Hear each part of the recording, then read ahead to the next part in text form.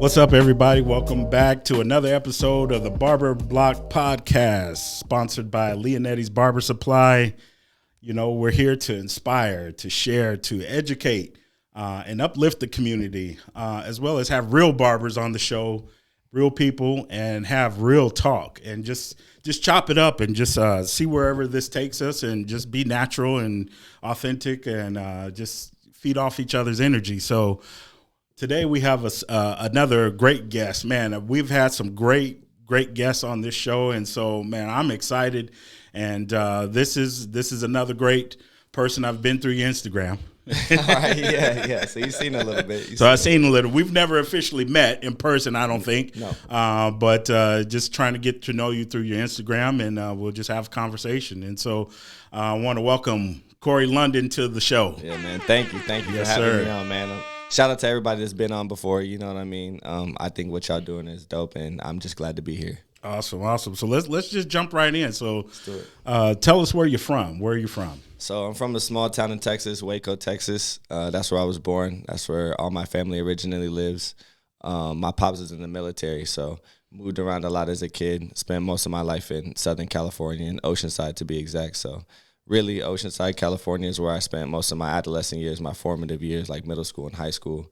And, so I'm from Waco, Texas. Okay, from Waco by ways of California here. That's right. And how'd you end up here in Arizona? How did that work for you? My mother, actually, she moved here probably say about 6 years ago. She actually bought her first home out here in Arizona. And she was really just convincing me to come out here. She just kept calling me, asking me to come out of here. I was in California in Oceanside at the time working at my first shop. And I just knew that the area and the game was a little saturated, and I think that I was ready to make a change. I was ready to grow some more in my career and in myself. I think that being in the city that I was going to high school in, I had kind of done everything that I wanted to do in that area. So I was ready to just move on and move to something different. So I decided to come out here to Arizona and give it a chance, because every time I came out here, somebody would just be like, man, it's so hard to find a good barber here. Man, it's so hard to find a good barber here. And you know me, that's like music to my ears, for real. You know, I'm like, oh, say less. Say less. Yeah. My mom introduced me to the area. I ended up coming out here, moving out here, and making it full time, and I haven't looked back since. Yeah, I can tell you that definitely it was a challenge for me. I'm from Cali as well. I'm originally born and raised in California. San Diego. Lived in LA for 10 years before moving here. I had my barber for 10 years in Cali. And so moving here, I was like, man, this is crazy. I can't. What is going on out here in Arizona? I said, I might have to move back. But I would go back to Cali every 2 weeks to go get a haircut. Yep. And just to see my barber, see my peeps, and then come back here. And then I had some really bad experiences in the barbershops out here, but I kept trying and eventually found a few good people and moved around and whatnot. So, it does exist out here. There are great barbers out here. Actually, absolutely. Some best in the game are right Absolutely. here in Arizona. So it's just taking time to find them. You know, I came here living way out in Queen Creek before it was Developed anything. at all. Yes. Yeah. And so there was no barbershop. Absolutely. There was one. There was one. That's like a big reason why I think it's hard for people to find good barbers out here. It's not because they don't exist. I think it's just topography of the city, the way that the city's broken up. I think that it's a little hard to kind of find those places because they're a little bit more spread out, and just the way that the city is set up. Right. It's a little bit harder to find, but they're definitely here for sure. Yeah, absolutely. So let's get into why you became a barber. What were you doing before you became a barber? Oh, man. I have a little bit of a typical story, a little bit of like a story to myself. But so basically I played sports growing up. Sports took me all the way through college. I was fortunate enough to be able to go to school and not have to pay for school. Wow. So I was just really blessed that sports carried me that far. What sport did you play? I played football. Okay. Played football all the way through college. And I was actually working a sales job before I started barbering, working for a beer distribution company called Mark Stein in California. And I think that I hurt my back, went through my workers' comp process. I was young at the time. I wasn't aware that you could get a settlement or anything like that. So I just basically saved up my workers' comp money. Through my workers' comp money, I basically paid for barber school. I Google searched businesses that you can own quickly.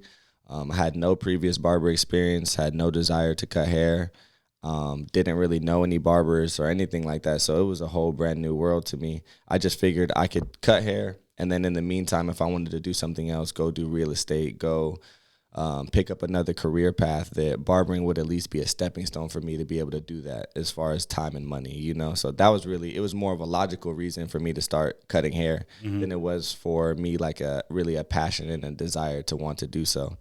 And I went to barber school. Shout out West Coast Barber College in Oceanside, California. Yes, sir. Yeah.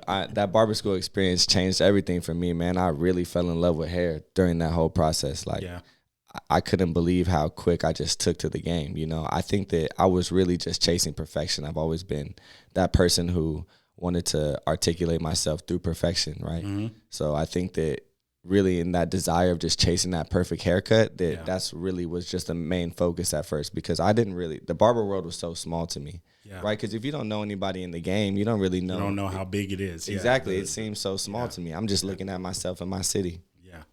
So I just really was chasing that perfect haircut. And as that came along, I think that I just developed my craft and started learning about the industry, pouring myself into it. And I haven't looked back since. That was probably the best decision that I ever made, definitely in my life so far, is just deciding to go to barber school. It changed everything for me. Yeah. So in barber school, you developed the passion. Yeah, for sure. For hair. And, once you got out of school, what was your next part of your journey? Where did you start?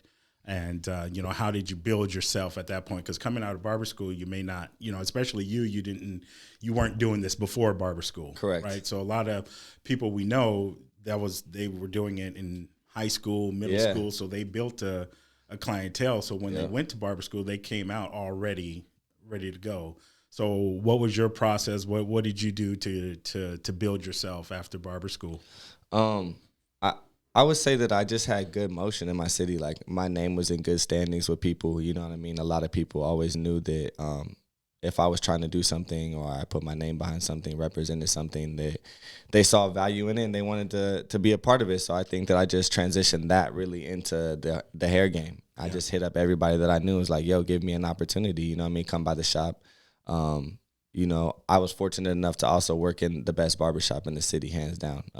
East to West Cuts, Oceanside, California, voted #1 barbershop in North County, San Diego. So they're not doing no half-stepping over there. So they definitely put me on the game quick, Ran by a guy named Manny, older Puerto Rican cat from New York. So I think that just being a Puerto Rican dude from New York and cutting hair, there's already like that stigma, that he can chop. So I was fortunate enough that, he just put his hand on me and he really leaned into helping me hone my craft and get better at what I was doing. So at first it started out with me just working on Sundays, because State Board didn't work on Sundays. So, I had to get it in. So I started getting my bars up right whenever I was getting ready to be done with school, because I knew that was a shop that I wanted to go to.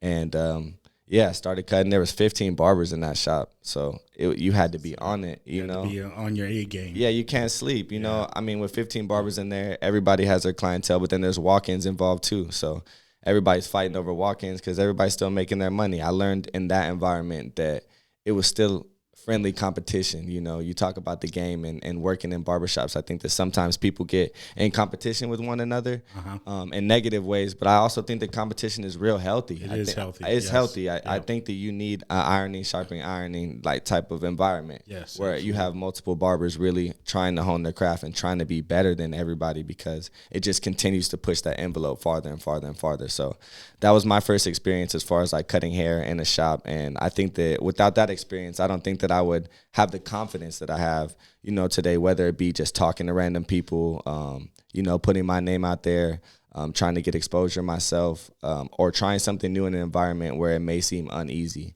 I was probably one of the first barbers in there really trying to like record myself cutting and things of that nature. So when you do something against the grain, especially in an environment where there's a lot of people, they're going to take notice, and you got to have thick skin to really get through that environment. Because, in the shop, we're going to talk about it all, Right. You 5 minutes late, everybody going to know about it. Right. You know what I mean? And that was just the type of environment that we were in. So the competition made it great. I loved being there. Shout out to all those guys over there at that barbershop. They all still doing their thing. And just super proud they've always been proud of me and the progress that I've made, Yeah. So I always keep close ties with people who have helped me out. I think that that's super important. Just staying close with people who have done something for you, whether you ask for it or not. You know, I don't think that I ever asked for them to really pour into me in my career or into what I do, and they did it without even having to ask. So I'm forever grateful for that environment. Yeah, having a strong support system is very important, and continue to inspire you to motivate yourself. So, what sort of steps did you take to continue to hone in on your craft and to develop the skills, and what really did you find out that's going to set yourself apart from any other barber? I think that I really didn't realize that till I came here to Arizona. I think before, like I said, I was just chasing how to cut hair. Mm-hmm. I think that that's so important in the beginning. I didn't really distract myself with necessarily my direction or my image or anything like that. I was really just focused on cutting good hair. And I think that that's really important, right? Because that's the fundamental value of like what we do is cutting hair, right? Right. So I kind of wanted to make sure that I had that solidified first. So after that, I think that whenever I came out here to Arizona, I took my first class with Julius Caesar, shout out Julius, in Miami. Mm-hmm. And that as soon as I took that educational course and I saw that this is how I get into the room with these people who I think are influential and who I think that dominate our industry. And this is how you really get that one-on-one time with them and kind of force a respect, right? Like if I paid my own money to take this class and be a part of this program, you got to listen to me. Right. You know, you got to see me. You know, there's no hiding behind the screen or no Instagram or messages or nothing like that. You got to talk to me and have a conversation. And fortunately for me, I think that one thing that I always knew is once you meet me and we actually get a chance to have a conversation, that you're gonna tell that the desire that I have, the hunger that I have, is not average, right? You're gonna wanna pour into what I'm doing because I'm passionate about it, you know. So I think that Julius definitely saw that, and we stayed connected ever since then. And I just realized that moment that if I want to do something with this career, if I want to be able to be on these stages and talk to these people and really voice my opinion in the game, that I needed to invest in myself and invest in my career and invest in, most importantly, into my education. So I started taking education with everybody. I took education with Nicole in Tucson. We did a one-on-one. Shout out to Nicole. You know, she's just doing big things right now. She's the colorist, yeah? She does the color? Or she's a barber. She does color as well. But, yeah, she's a barber in Tucson. She just dropped her own clipper with Babyliss. Yeah. She just got her custom clipper, so that's dope. Shout out her. I know she's really excited about that. But I took one-on-ones with her, and, I mean, the most influential courses I took were in Montreal, Canada, with Gradient.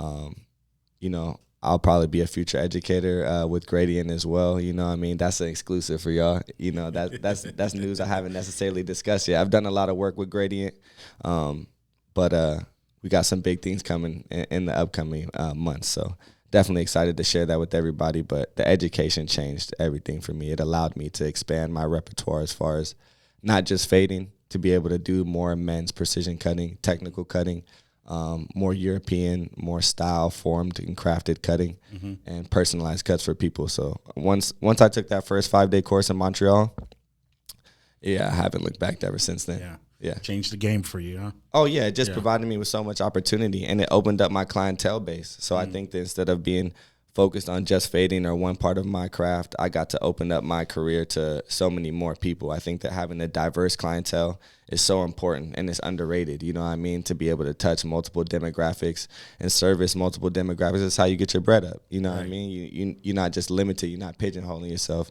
You open up not only yourself to opportunity with clients, but companies as well, you know, to be able to work on runways and photo shoot sets and things like that.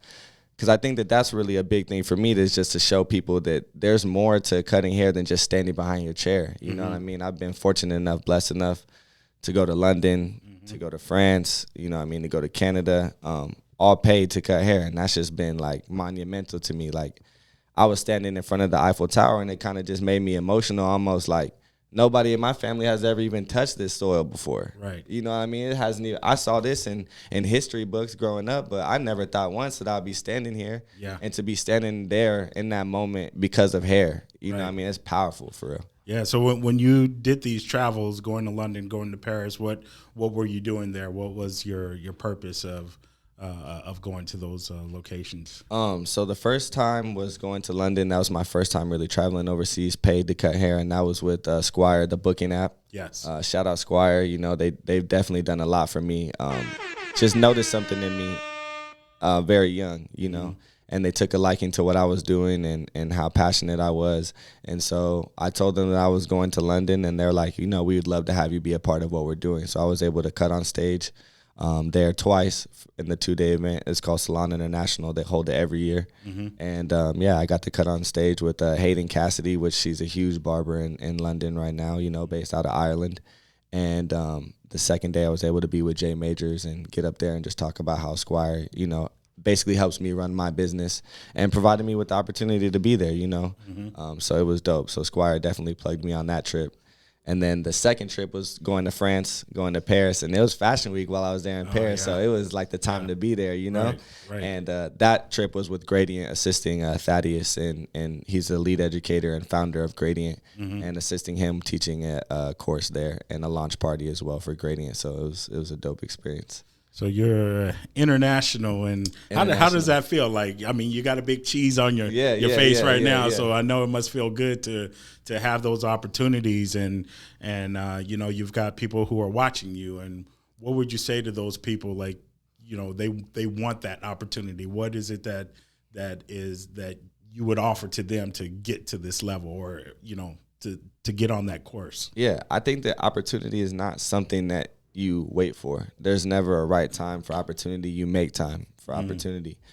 So if you're interested in doing anything like that or anything of that nature, I would say definitely, one, invest into yourself, invest into your craft, invest into your education. And then secondly, I would just say, don't be afraid to take a risk. That risk that you take is so important. Like, it doesn't matter if there's thousands of dollars in the bank account, $0 in the bank account. If there's a will, there's a way, and it'll work out for you. You know what I mean? You bow your head at nighttime and you pray and you figure it out, because if you really want it that bad enough, then it'll happen for you, and I promise you that. Yeah, you'll figure it out. You'll figure it out. Yeah. If you really want it that bad, it'll happen for you. Yeah, so tell me about a time like, was there like you had to make a very, very important decision, like, man, do I eat or do I do this? Yeah, no, 100%. What is that? I think that I'm super transparent about my situation, and every dollar that I've made has been poured back into my business. I'm not stacking no bread for rainy days, no nothing like that, because I got 24 hours. You know what I mean? I think that that's obviously a different opinion than a lot of people have, but I think that that's what I had to do in order to take the risk, right? Like, there was no trust fund set up for me to do this. There was no easy path or easy route for there to go. I think that I just made a way.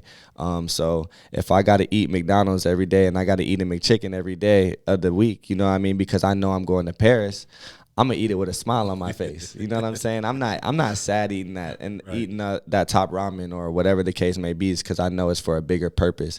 And I think that, like we talked about earlier, if you really want something bad enough, sacrifice feels like it's joyful. Sacrifice is really, you're happy to do it. I was happy to go without, because I knew that what I was doing was bigger than what I was experiencing right now in that moment. So you were denying yourself of the instant gratification. Oh yeah. For what's coming. Oh yeah. Right. The bigger. So what's next in your career? Where do you see yourself going? You talked about the exclusive announcement you just gave us, but what else is there?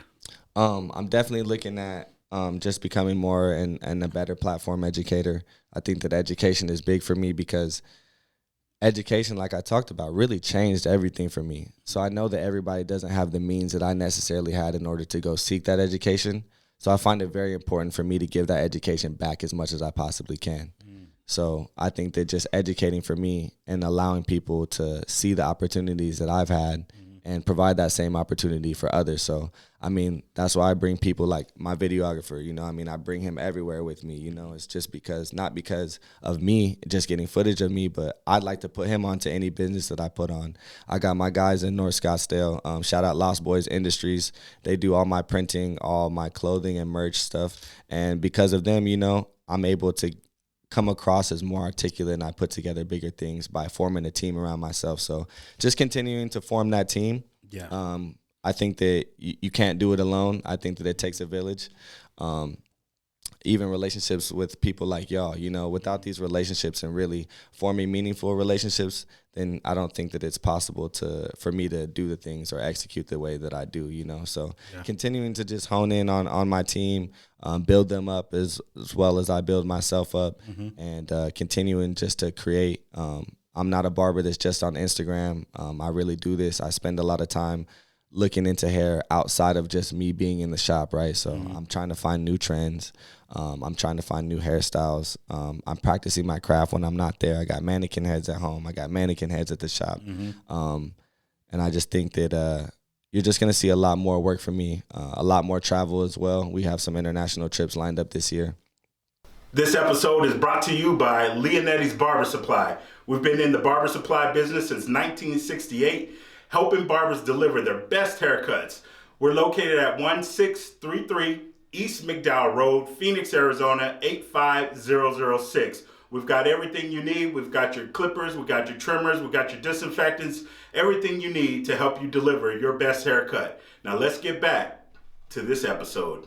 I think I'm doing CT Barber Expo this year as well. So just more opportunities coming my way, and just trying to share them with the city. I don't think enough people know what's going on out here in AZ, man. I'm trying to get some of the international guys to come out this way. Okay. I think that they tend to go on the East Coast, so they fall in Miami and Chicago a lot. Yeah. And so I want to provide that opportunity for the people out here in Arizona, because they may not necessarily have those international connections, but I think being the person to bridge that gap, you know, is something that I would like to be able to do this year and provide for the people of Arizona. And that's awesome. That's the give back, and that has actually been a recurring theme with everyone I speak to. Is like, man, I'm coming up, but I'm also going to reach back and bring some other people along, and I'm going to figure it out how to do that. You know, what is, you know, because there's more. It's bigger than you.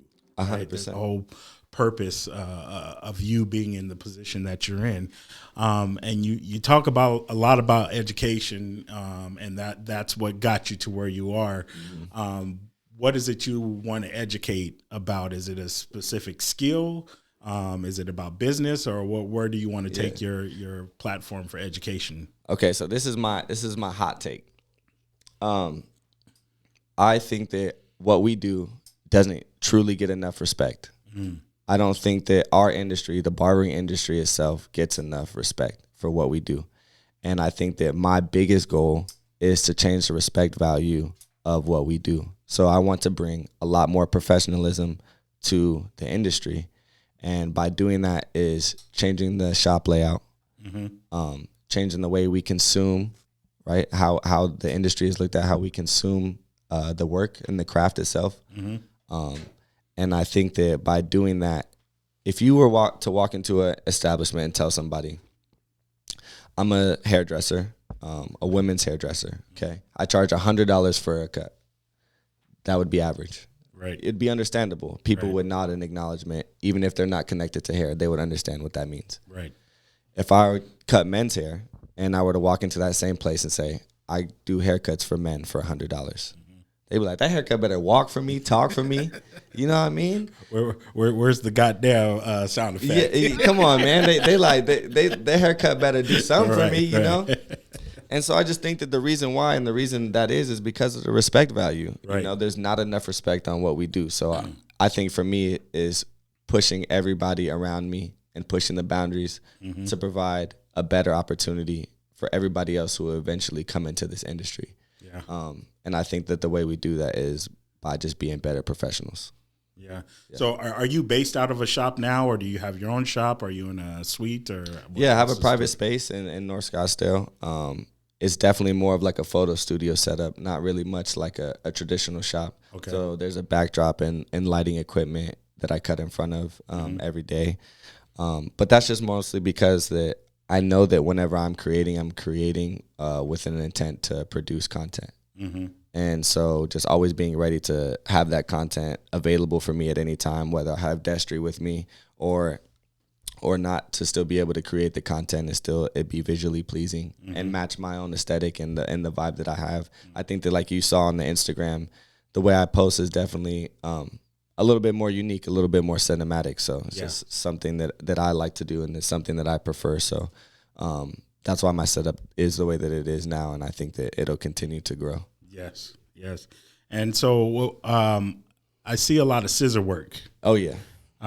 So how did you get that skill, and how do you what's the value in the scissor work there?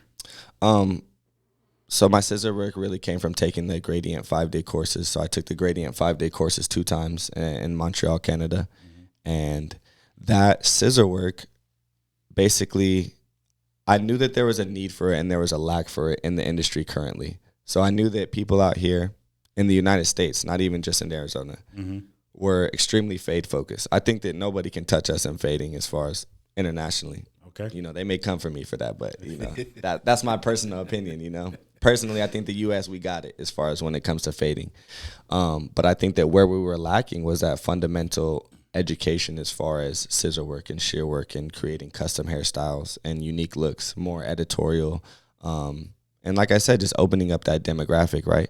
So those people with long hair, not knowing that they need haircuts, just provides you with an opportunity to also make more money, right? Because we all want to make more money. If there's money on the table, I don't want to leave none. Right. I need it all. Yeah. So just really doing that scissor work really put me in the position to, we did Arizona Barber Expo out here. I teamed up with Squire to do that. And I knew that in a room full of people doing designs and color that I was going to do shear work. I think that just knowing that you're kind of going to be the black sheep, you're going to be the one standing out away from the crowd, that I like that. I like that feeling of just being different, knowing that I'm going to be in a room teaching something completely different than what everybody else is doing. Yeah. And so to be able to have form a small crowd there was amazing. I could instantly see that there was a need and a want, not to just create dope hairstyles, but there was a real yearning for understanding. People really wanted to know the whys behind the hair, how to get hair to move a certain type of way, how to create certain looks. And so once I saw that there was a need for it and people really wanted it, it just made me double down on it even more. So I think that what you put out, you attract. So I just started putting out the shear work and started doing that. And then that formed into me hosting my own education. And so I started teaching my own education in my space. Yeah, I saw that post as well, that you had the class. How did that go? How was it's different when it's your own versus, you're on somebody else's platform. So now you're building your own platform in that education space. So how is that going for you? And what are the steps that you're taking to continue to build that? Yeah, I think that education is extremely difficult because I think that you have to really be prepared to answer people's questions, right? I don't do education to show off that I can cut hair, right? I do education because I want you to have an understanding of hair and I want you to be able to make more money. So I think that it's not about me whenever you come into the class, right? It's about me making sure that if you've been cutting hair for 2 days, 2 years, or 20 years, you get value from it and you're able to learn something and immediately take that back to the shop and get money, you know what I mean? And increase your value as a barber. So now you can start going and reaching out to companies and say, I could fade, I can cut length, you know what I mean? And just having that diversity. So that way people can't tell you no. Right. There's no really room or opportunity for a no whenever the education is there and you can explain things and speak a different language to your clients. I think that it automatically adds value. If I'm able to tell you 2 + 2 = 4, but then I can teach you why 2 + 2 = 4. Now I'm not only speaking that language to other barbers, but my clientele can speak that same language back to me, and it just provides a different environment. I think it provides more of a place and open for conversation. You talk to a lot of people. It's cool to impress other barbers, but I think that we're really trying to impress clients, right? Don't we want people to still come back and form a real relationship with our clientele base? So if I'm learning something, I want to teach my clientele just as much as I want to teach the barbers, because opening up that dialogue is how that person could tell you, okay, cool, I'm looking to try a unique look, something a little bit different. Maybe I want to take a little bit of length off. But I think it's a lot of the times the clientele is intimidated to talk to that barber and tell him that hey, I want to switch it up or I want to do something different. Or man, last time, we kind of took it a little too short on top. I kind of want to let it grow a little bit more this time, So just opening up that dialogue, I think, was just really important. Yeah, so opening dialogue, knowing the language, the terms, the terminology for the client. Yeah. And that's important because if you're not available, and they need to go somewhere else. Exactly. They need to be able to communicate that to the next person of what they're doing. So, that is a big part of the education. So where's your studio located? So I'm in North Scottsdale, off Hayden and Greenway, right across the street from the Scottsdale Quarter. Okay. So I'm located right up there. Been up there for about, I'd probably say 8 months now. Yeah. And I love being in North Scottsdale. I think that it's a beautiful place. I think that having the ability to get outside of the shop and be in an environment that seems like it's promoting that upper echelons feeling that I think that I'm looking for. Right. Gotcha. So it's definitely about the environment. I think your environment promotes your activity.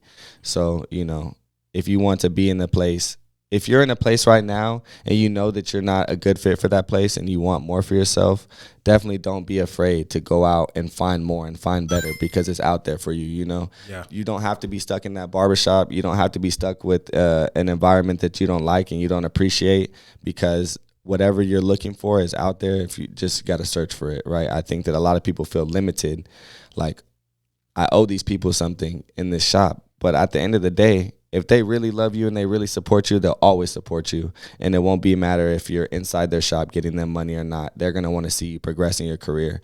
So, don't feel limited. Find an environment that's suitable for the image that you're trying to push, right? Don't just push an image and then not, live the life. You got to live the life and be the image, Yeah.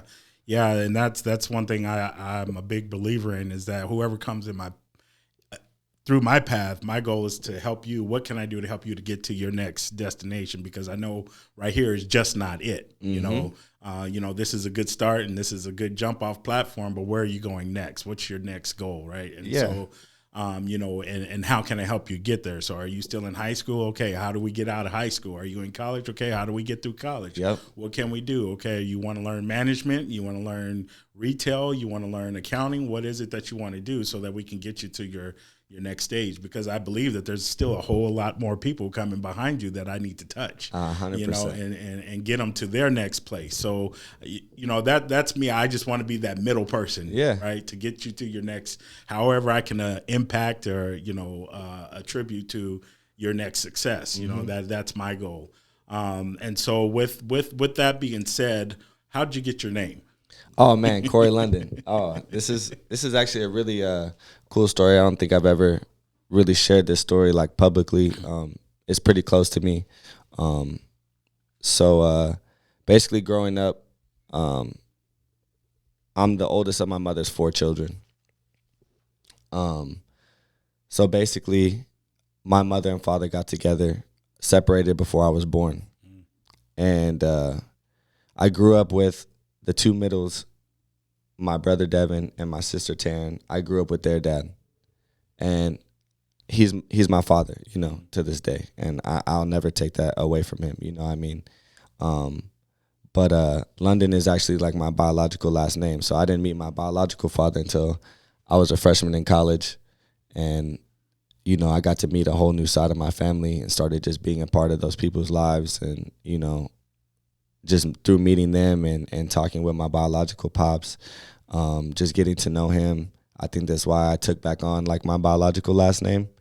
And so that's where Corey London came from. And shout out to my parents too, actually. I wouldn't be here without them, definitely. I think that they've always pushed me to be myself, no matter what that looked like. And my parents just got married actually about a month ago now, so congratulations to them. Yeah, definitely. Congrats. Big shout out. Yeah, so my mom is a London too now, so it's cool. So the last name's carried, and so that just really came from the push. It's more of like a personal story, right? But that's where the London came from. So it wasn't just random. It's not just a movie star name or nothing like that.